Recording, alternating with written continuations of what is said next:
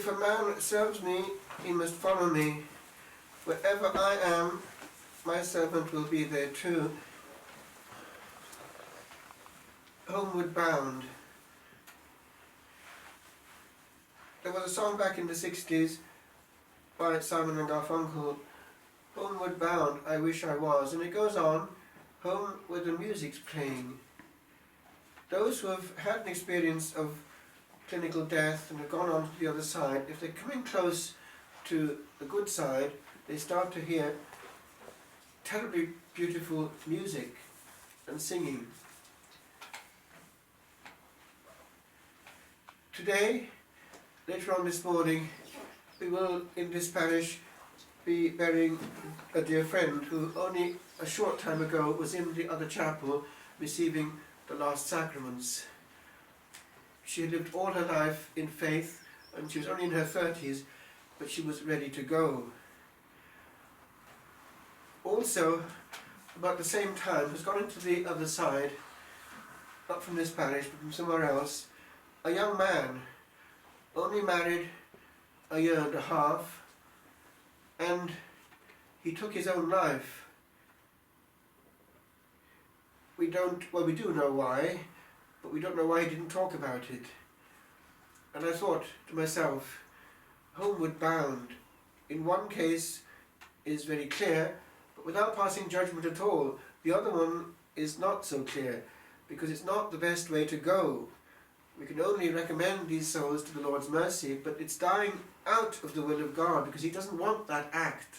Whereas He is free to take any good soul, a soul in cancer, a soul suffering, when He knows best. But we should not cheat on God. Now, you little ones, because there are a lot of little ones here today, think of these things when you've still got life ahead of you. Because we've only got one life. And the only way to get safely to the other side is to do this very thing. If a man serves me, he must follow me. Wherever I am, my servant will be there too. We're only safe with Jesus. Remember that, little people. And as you grow, don't listen to bad friends. They may not be with Jesus. And in fact, they probably aren't after a short time. They're getting other messages. How many are saying their prayers?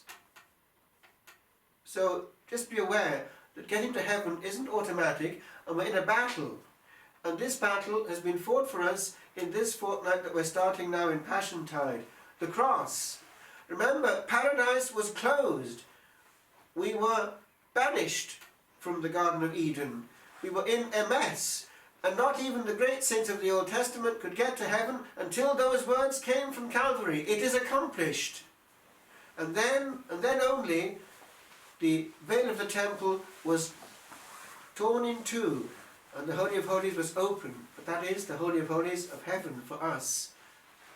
But if the Lord went through the atrocity of the greatest possible suffering possible for that, it means that it meant business.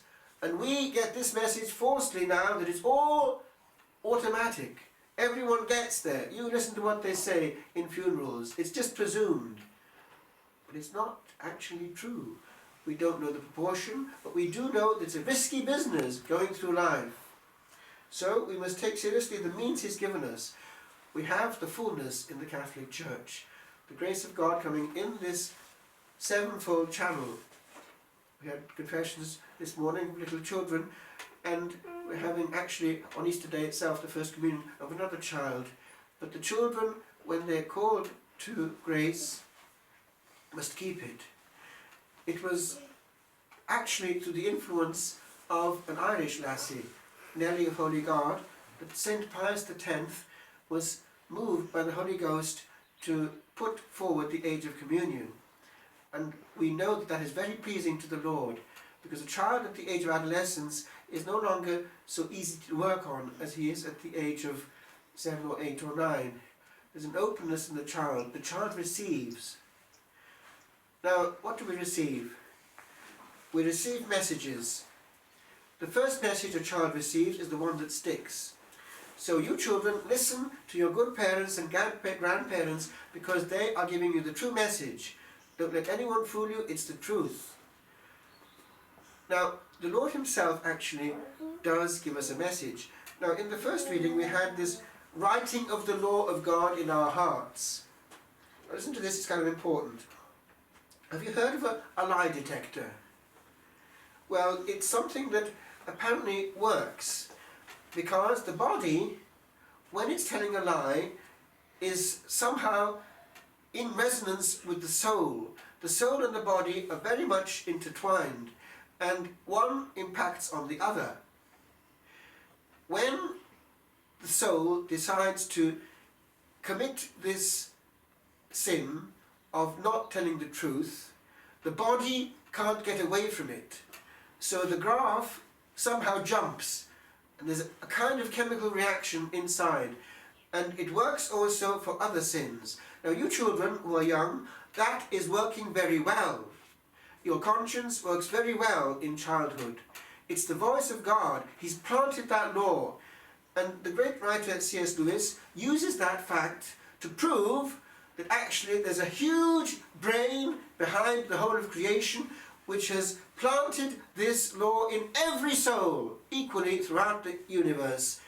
And it cannot be unwritten. He argues from that therefore that shows that there is an orderly creator and a wise and good creator who is behind it all. Now, when you start to not listen to that voice, you're in trouble. Remember when I was a child, we had this good Sunday school teacher who taught us that it starts with little things. Just going through a market and picking a grape. It's only a grape. Only a grape! But he showed us it's the beginning of it. Why? The conscience is saying no. So never, for even a grape, turn away from that conscience. Why? It's getting you into trouble with the Lord and with yourself. You lose peace. And what is peace compared with, or rather, a grape with peace, which gives you tranquility at night? Do you think that the whiz kid of a thief, now it might be on internet, who commits huge fraud, is in peace and in joy? No. No one is actually in deep peace once he starts to go against this. And what does he do? He can't face it, so he'll escape it. How?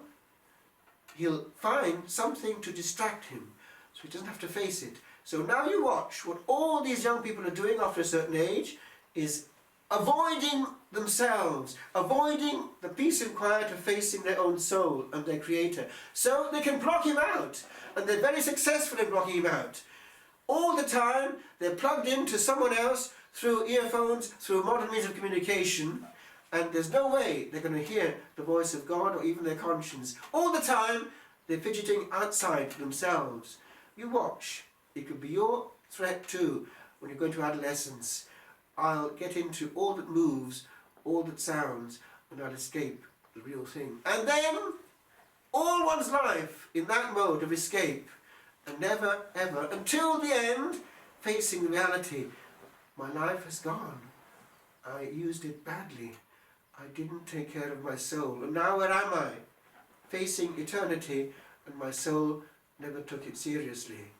So remember those two deaths. Just those I mentioned now, just happened. One into her 30s, all ready to go, never mess up her life, and the other hardly married, with one child already, ending it all on a rope. There's no need for that other one. Just follow the route he's traced for us, and don't say no to your conscience.